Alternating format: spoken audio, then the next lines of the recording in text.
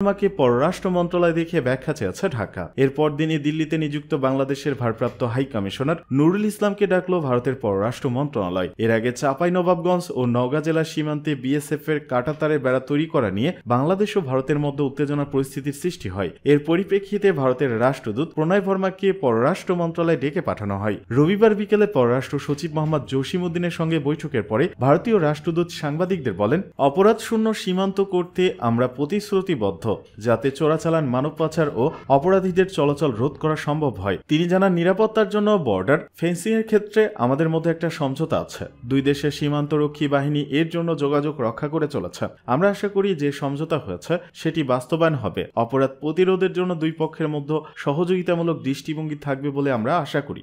এদিকে শেখ হাসিনা ভারতের সেবাদাস হয়ে কাজ করছেন, মন্তব্য রুহুল কবির রিজভির।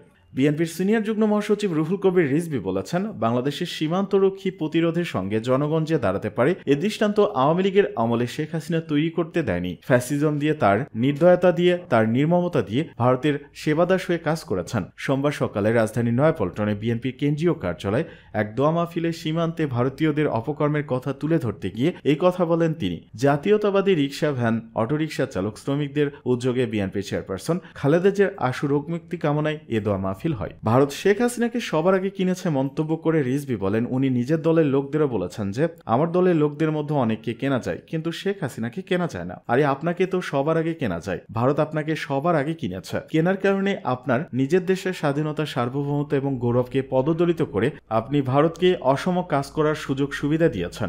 বিএনপির এই নেতা বলেন, শেখ হাসিনা 2010 সাল থেকে 2023 সাল পর্যন্ত যেভাবে ভারতকে যে সুবিধা দিয়েছে সেই সুবিধার কারণে অসামাজিক কাজগুলো করেছে, যেটা দুইটি স্বাধীন দেশের মতো আলাপ আলোচনার ভিত্তিতে করা যায়, সেটা না করে জোর করে কাঁটাতারের বেড়া লাগিয়েছে। আপনাদের আমরা বলে রাখি, 160টি জায়গায় শেখ হাসিনা শুধু সুবিধা দেওয়ার কারণে আমাদের সার্বভৌমত্বকে দুর্বল করে কাঁটাতারের বেড়া দিয়েছে। তিনি আরো বলেন, আমাদের সীমান্ত 4600 কিলোমিটার, তার মধ্যে 3000-এর বেশি কিলোমিটার জুড়ে কাঁটাতারের বেড়া দেওয়া হয়েছে।